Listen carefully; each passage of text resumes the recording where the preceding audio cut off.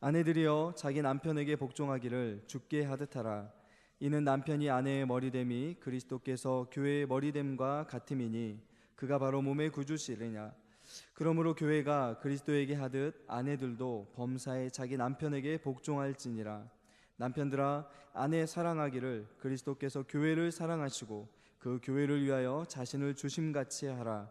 이는 곧 물로 씻어 말씀으로 깨끗하게 하사 거룩하게 하시고 자기 앞에 영광스러운 교회로 세우사 티나 주름 잡힌 것이나 이런 것들이 없이 거룩하고 흠이 없게 하려 하심이라.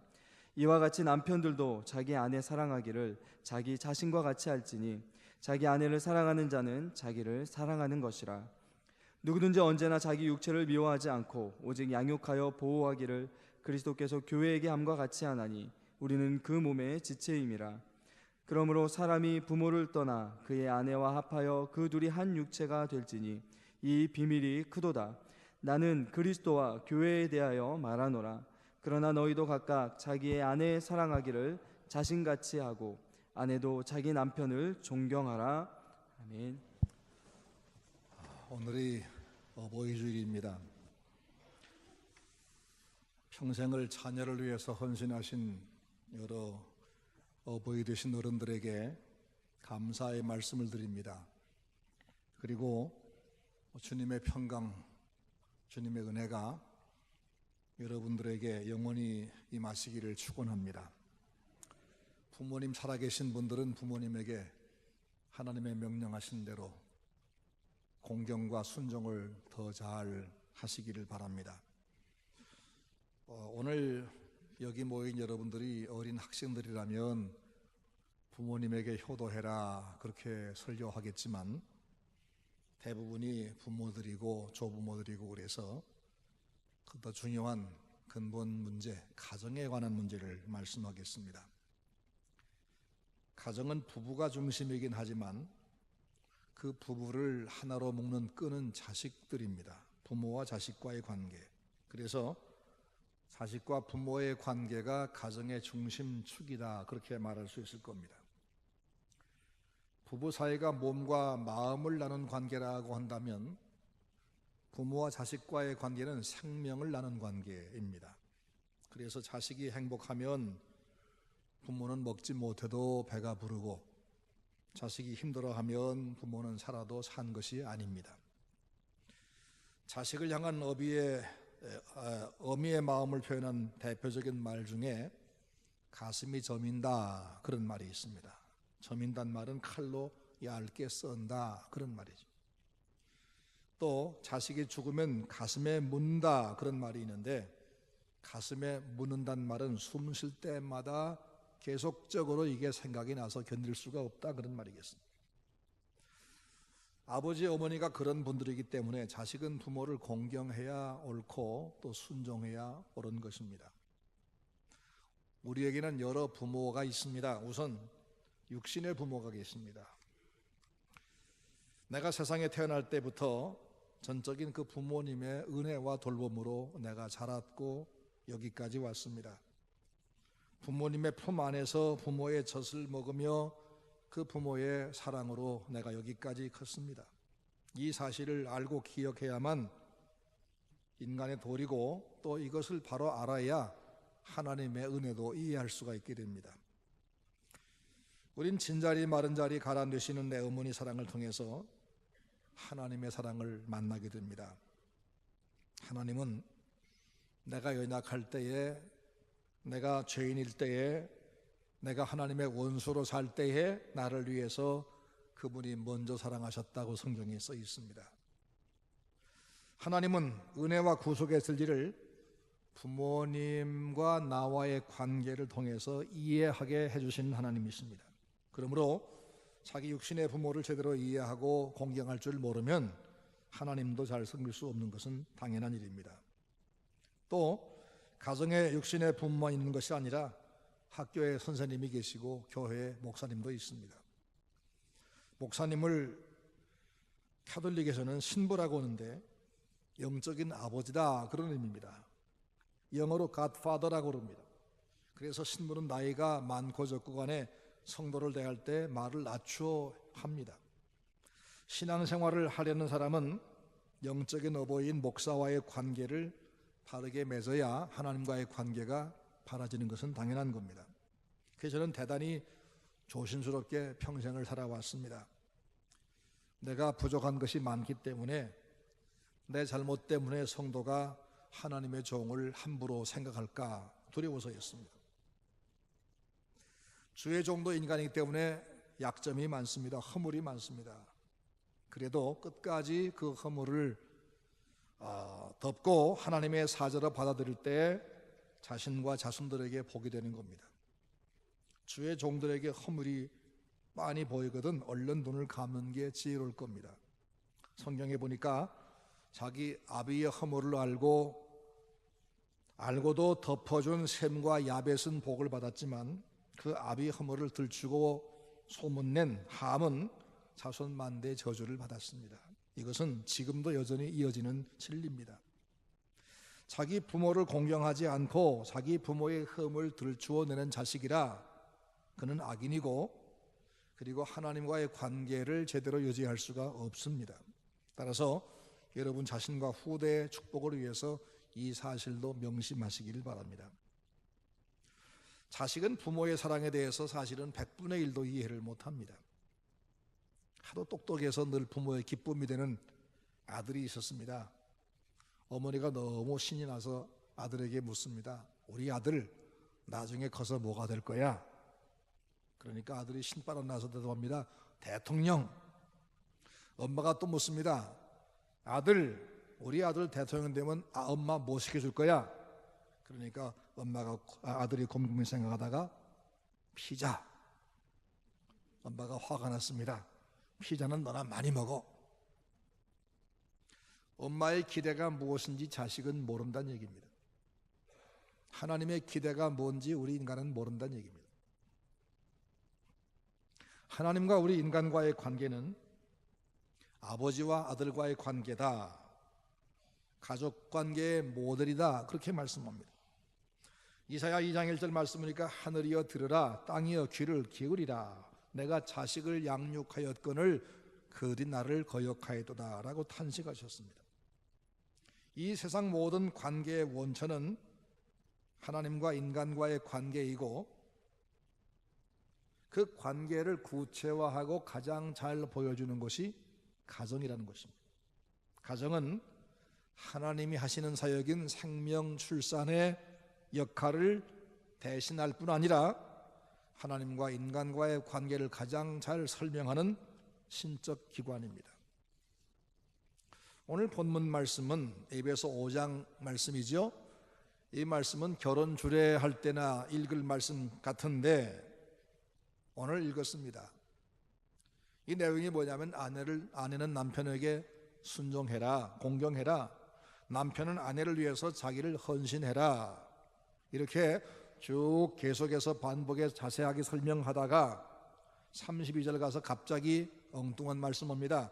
내가 그리스도와 교회에 대하여 말하노라. 내가 지금 얘기한 얘기가 뭐냐 하면 그리스도와 교회와의 관계를 설명한 거였어 란 말입니다.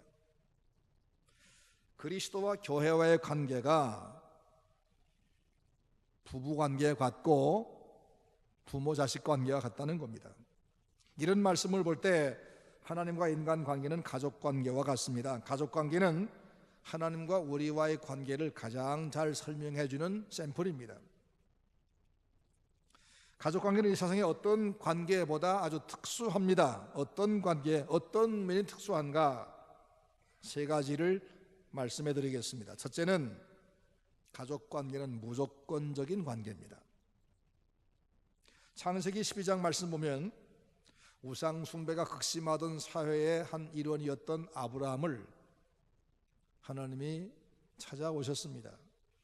그리고 일방적으로 약속하십니다. 내가 너희 하나님이고 너는 내 백성이다. 내가 너에게 복을 주마.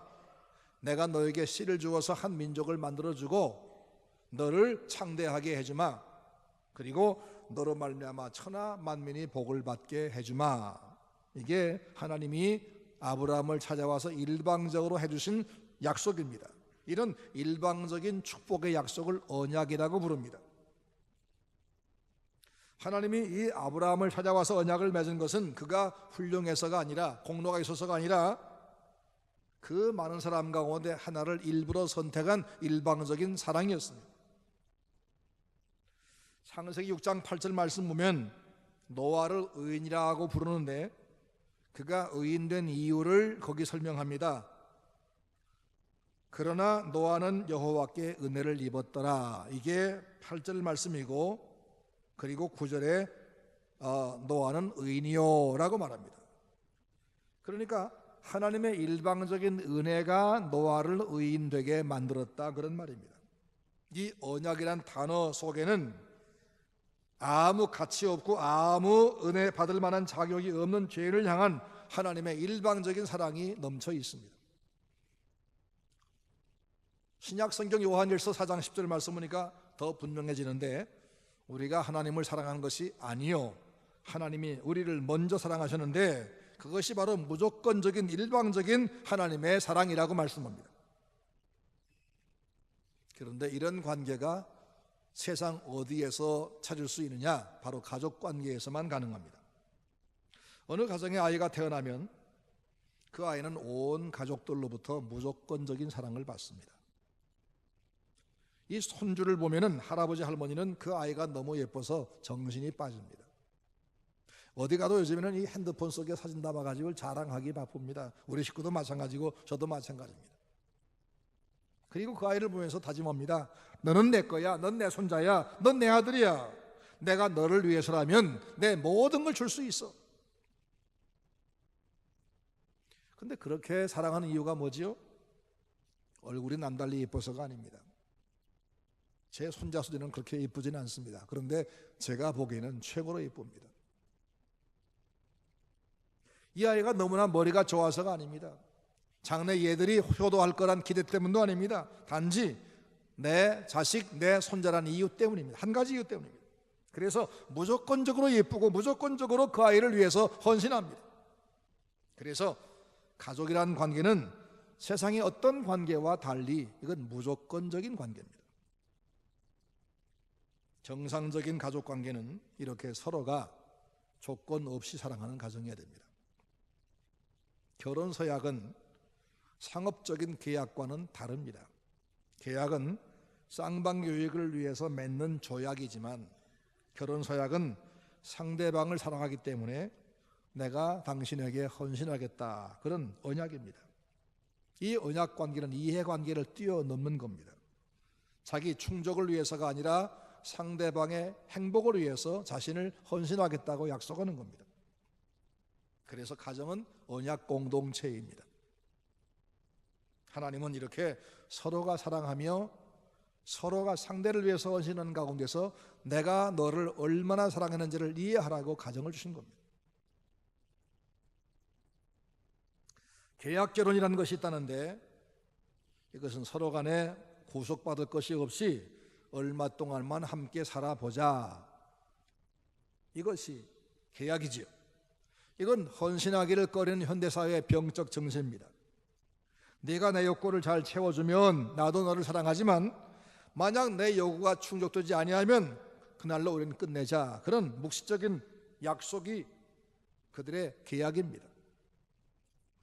결혼 서약이 이런 계약이 될 경우에 그 사회가, 그 가정만 아니라 그 사회가 파괴되고 맙니다. 가족은 무조건 사랑하는 언약의 관계, 무조건적인 관계지 조건 때문에 계약하는 그런 약속이 아닙니다. 그런데 이 무조건적인 언약의 뿌리가 어디냐? 바로 하나님이십니다. 엄마 아빠가 언제부터 자식을 위해서 헌신할 마음이 생겼지요? 총각 때 소녀 때는 그게 전혀 없었습니다. 그런데 엄마의 뱃속에 그 아이가 생기는 날부터, 자기 아내에게 어린 생명이 잉태되는 날부터 하나님이 그 마음속에다가 아이를 위한 사랑을 심어주셨습니다. 그리고 자기 모든 것을 쏟을 수 있는 그런 열정을 주었습니다. 이 무조건적인 사랑의 원천이 바로 하나님이십니다. 교회는 이 하나님의 사랑을 먼저 체험한 사람들이 모인 곳입니다. 내가 하나님 사랑한 것이 아니라 알지도 못했는데 그분이 먼저 나를 찾아오셔서 당신을 소개하고 넌 내 거다, 내가 너를 구원하마, 내가 영원히 너를 내가 도와주마, 내가 영원토록 함께 있으마. 이 하나님의 언약적 사랑에 교회는 기초하는 겁니다. 가족관계도 서로가 상대방에게 헌신하기를 약속한 언약관계여야 합니다. 부부가 처음 만날 때 나는 당신을 사랑해 라고 하는 고백은 나는 무조건 당신이 좋아, 당신을 위해서 내가 뭐든 할 수 있어, 이 말이지 내가 이렇게 할 때만 나도 이렇게 하겠다 그런 조건이 아니었지. 자식을 낳고 가지는 부모의 마음은 더더욱 그렇습니다. 바로 이런 관계가 언약관계, 무조건적인 관계입니다. 이런 가정은 행복하지 않을 수가 없고, 이런 가정은 상대가 나의 허물도 용서하기 때문에 가족 간에는 실수도 두려워하지 않습니다. 그러나 어떤 가정은 상대가 나를 이해해 주는가, 내 요구를 충족시켜 주는가, 나에게 손해를 끼치지 않는가, 여기에만 신경을 쓴다고 합시다. 그런 가정은 정상적인 가정일 수 없습니다. 그런 가정은 조건 때문에 함께 사는 것이고, 그런 가정은 상대가 실수할 때는 가혹할 수밖에 없습니다. 이런 경우에 조건적인 사랑이고 계약이 되는 겁니다. 사랑이 조건이 될 경우에 그것은 사랑이 아니고 그 가정은 허울 좋은 가정일 뿐입니다. 여러분 가정은 서로가 무조건적으로 사랑하는 그런 관계가 유지되고 있습니까? 혹은 상대가 나에게 잘 못하는 것에만 관심을 두고 있지는 않습니까? 하나님이 본래 지으신 하나님을 이해하기에 딱 맞는 그런 본래 가정을 회복하도록 최선을 다하시기를 바랍니다. 그리고 여러분 가정이 이 언약 관계, 이 무조건적인 관계를 회복하기 원한다면 하나님께 가까이 가시기 바랍니다. 하나님을 체험해야, 그 사랑이 내 마음에 충만해져야 여러분 가족을, 하나님 내게 주신 가장 소중한 내 가족을 그렇게 할 수가 있을 겁니다. 그래서 여러분 가정 모두가 무조건적인 사랑에 넘치는 언약의 가정으로 만드시기를 주의 이름으로 축원합니다. 두 번째 특징이 뭐냐면 내리 섬기는 가정입니다. 내리 섬기는 관계. 세상의 모든 조직은 권력을 기반으로 가동합니다. 대통령도, 장관도, 도지사도, 구청장도 법이 정해준 힘을 가지고 그 일을 수행합니다. 회사의 사장님도 돈이란 힘을 가지고 사원들을 관리합니다. 이 힘을 가진 사람은 다른 사람을 통제하는 데 힘을 씁니다. 그래서 그 힘을 가진 사람의 힘을 사용하면 할수록 힘이 없는 상대방은 점점 더 통제를 당하게 되고 힘을 잃게 됩니다. 이것이 권력의 통제 권력 체계입니다. 그래서 있는 사람은 점점 더 많이 갖게 되고 없는 사람은 점점 잃게 되는 것, 이것이 바로 이 통제의 권력 체계가 가진 모순입니다. 그런데 가정은 완전히 반대입니다. 예수님은 하늘과 땅의 모든 권세를 가지신 분인데 그분은 그 큰 힘을 가지고 세상에 오셔서 그 권력으로 세상을 다 두드러 부수고 당신이 왕도에 통제하려고 오신 것이 아니라 당신의 그 힘을 가지고 낫고 병들고 죄인 된 우리 인생들을 구원하기 위해서 오셨습니다. 인자가 온 것은 섬김을 받으려 함이 아니요 도리어 섬기려 하고 자기 목숨을 많은 사람의 대속물로 주려 함이라. 주님은 그 권능으로 로마 군대를 쳐 부수고 자신의 왕국을 세운 것이 아니라 죽은 자를 살리고 귀신을 내쫓고 죄인을 구원하심으로써 힘은 바로 이런 데 쓰는 거다. 이 힘의 사용에 관한 이해를 바꿔놓으셨습니다. 주님은 당신의 권능을 사람을 통제하는 데 전혀 쓰지 아니하시고 오히려 그들을 섬기는 데 썼습니다. 약하고 멸망하게 된 사람들을 살리고 그들 대신에 죽기 위해서 그 힘을 썼습니다.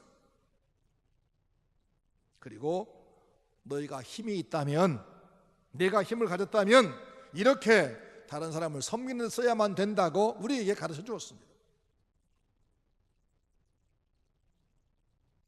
고린도전서 15장 1절 말씀이니까 강한 자가 마땅히 약한 자의 약점을 담당하고 라고 말씀해 줬어요. 이것이 바로 성경이 말씀하는 힘의 원리입니다. 근데 세상에 어디에 이런 곳이 있을까요? 단 한 군데밖에 없습니다. 가정입니다. 가정에서 힘이 있는 사람은 아버지입니다. 몸도 제일 힘이 있고 돈도 아버지가 봅니다. 혹 어느 가정은 어머니가 돈 벌 수 있습니다. 근데 이 힘을 어디에 쓰느냐? 힘이 약한 다른 가족을 부양하는데, 양육하는데 씁니다.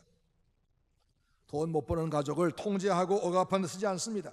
힘이 없는 가족을 먹이고 돌보고 입히고, 그래서 그 힘이 없는 어린아이가 점점 자라서 힘을 갖게 하는데 그 힘을 쓰는 겁니다. 이게 바로 가정에서의 힘의 원리입니다. 이런 구조는 세상에 어디에서도 볼 수가 없습니다. 세상은 어디를 가나 힘이 있는 사람들이 그 힘을 다 활용해서 사람들을 통제하고 업하고 지배합니다. 그런데 가족 관계는 힘이 있는 사람이 힘이 약한 사람들을 돌봅니다.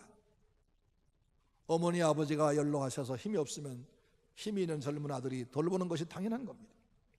그래서 가정은 특별합니다. 그런데 예수님 당시 세계는 로마가 지배했었습니다.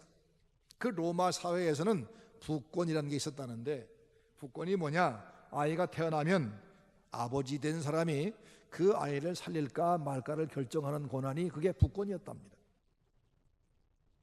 잘못된 거지요? 말도 안 됩니다. 100년 전쯤만 해도 우리 대한민국에는 남편이 힘이 너무 강했습니다. 그래서 두세 명씩 처첩을 거느렸습니다. 그리고 질투하는 아내를 추방도 했습니다. 그런 가정에 행복이 있을 리가 없었습니다. 요즘은 힘을 가진 아내가 남편을 들볶고 구박하는 가정도 있다고 합니다. 이것도 정상적인 가정이 아닙니다. 가정은 힘을 가지니까 누구든지 그 힘을 가지고 약한 이를 돌보는 것입니다. 여러분 가정에 누가 힘이 있습니까? 그 힘을 어디에 쓰고 계십니까? 부모는 권위만 내세우고 자식을 억압해서, 혹은 너무 벅찬 기대를 해서 아이를 무겁게 함으로 그 어린 자녀가 그 마음의 짐을 감당하지 못해서 빗나가게 하고 있지 않습니까? 에베소 6장 4절 말씀이니까 부모들은 자녀를 노엽게 하지 말고 오직 주의 교훈과 훈계로 양육하라. 노엽게 하지 말라는 말씀은 힘으로 너무 억눌러서 빗나가지 않게 하란 말입니다. 연약한 아이들이 부모 통해 길러지는데 부모의 격려와 돌봄과 그 사랑 속에서, 칭찬 속에서 그 재능이, 장점이 드러나고 행복하게 성장하게 하는 것입니다. 여러분 가정에 지금 이렇게 되어 있습니까? 약한 자가 가장 소중하게 여김받고 있습니까? 아니면 약한 자가 무시당하고 있습니까? 여러분 가정들이 이런 하나님이 본래 지으신 아름다운 가정이 회복되어서 우리 사회가 회복될 수 있기를 주의 이름으로 축원합니다.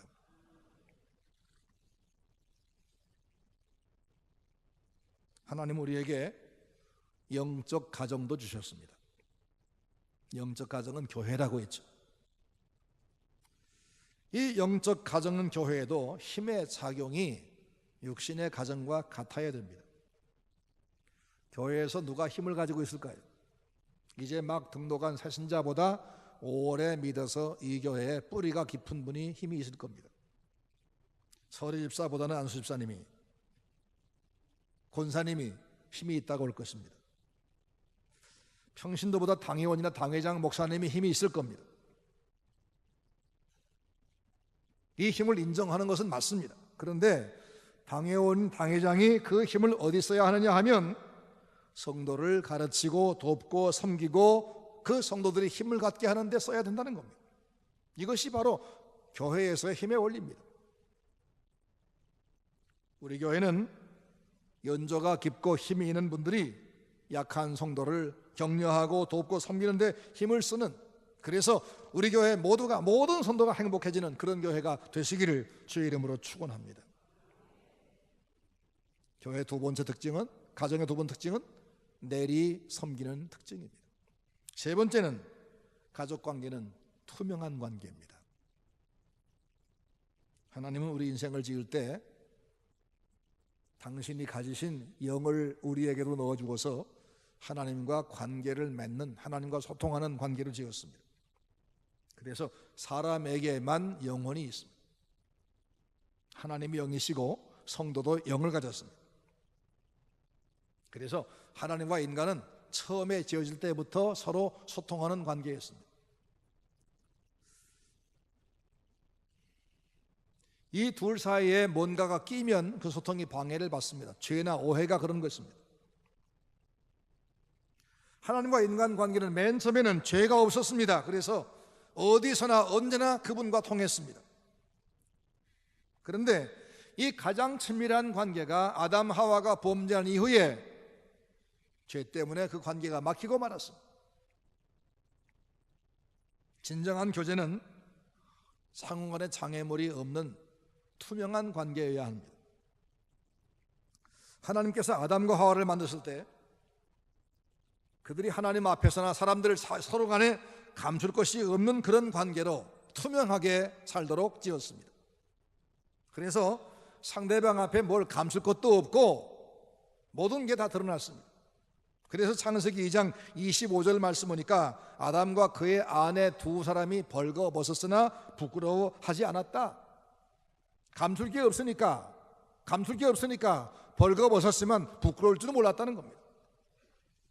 아무런 가식도 없는, 가릴 필요도 없는 그런 상태로 살았으니까 두 사람이 얼마나 친밀했을까, 얼마나 행복했을까, 얼마나 편했을까, 얼마나 잘 통했을까. 이것이 맨 처음에 하나님이 만드신 인간관계고 가족관계였습니다.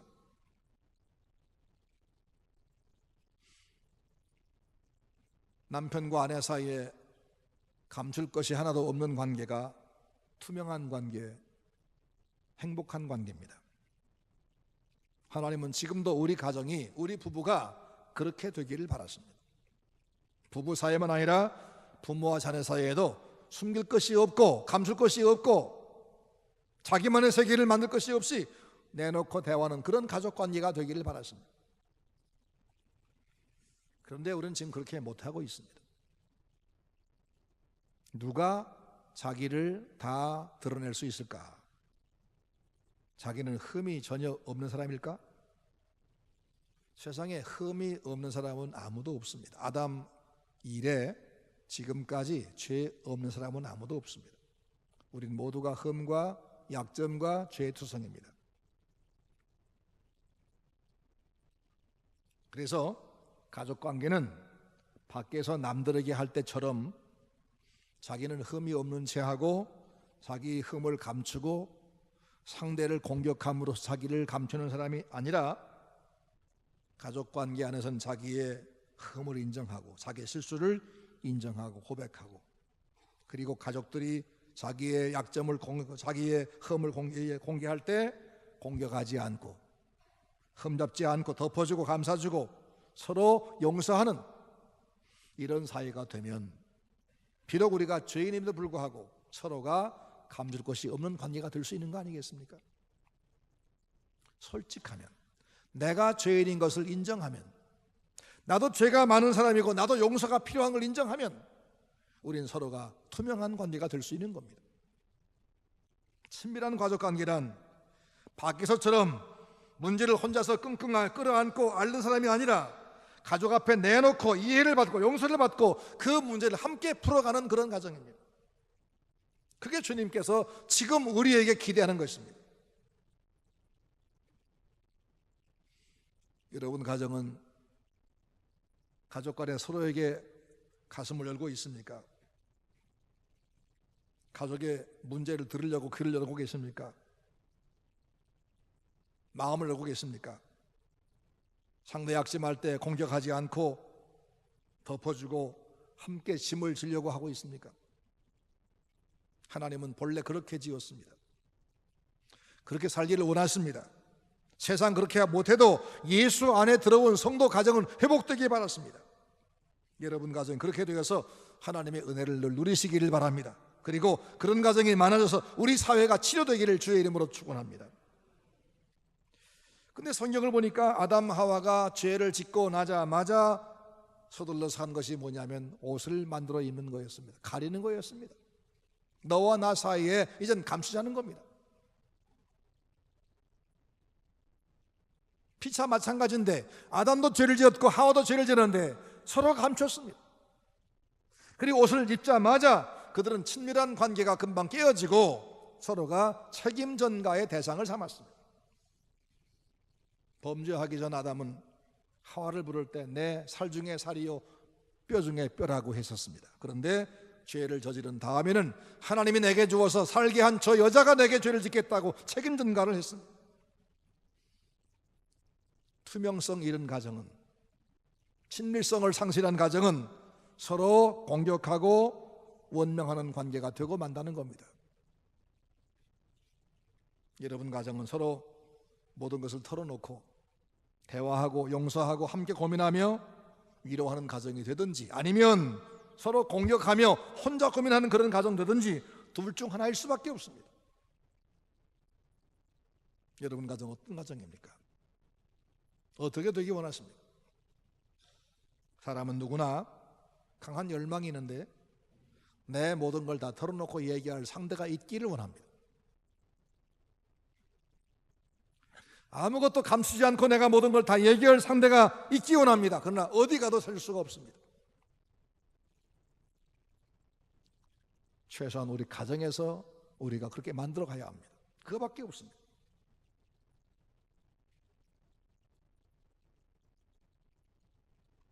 상대의 문제를, 약점을 잡으면 그걸 공격하는 것, 그걸 이용해서 내가 나중에 그걸 이용해서 먹으려는 것, 그건 뭐냐? 자기 허물과 죄를 감추려고 하는 위선일 뿐입니다. 정직하지 않기 때문입니다. 정직하면 소통할 수가 있습니다.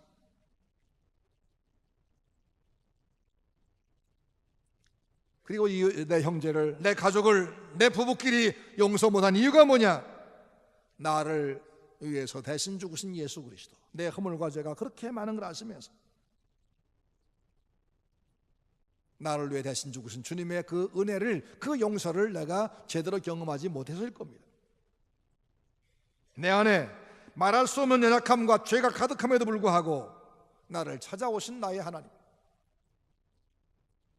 속에 시꺼먼 내 속에 들어와 계시며 내 비밀을 아시면서 용서하고 지금도 친밀하게 나와 교제를 계속하기 원하시는 내 주님, 그분의 그 사랑과 그분의 용서와 그분의 그 은혜를 내가 제대로 경험한다면 내가 용서하지 못할 가족이 없는 것입니다. 에베소 4장 2절 말씀, 32절 말씀 보니까 서로 친절하게 하며 불쌍히 여기며 서로 용서하기를 하나님이 그리스도 안에서 너희를 용서하신 것처럼 하라.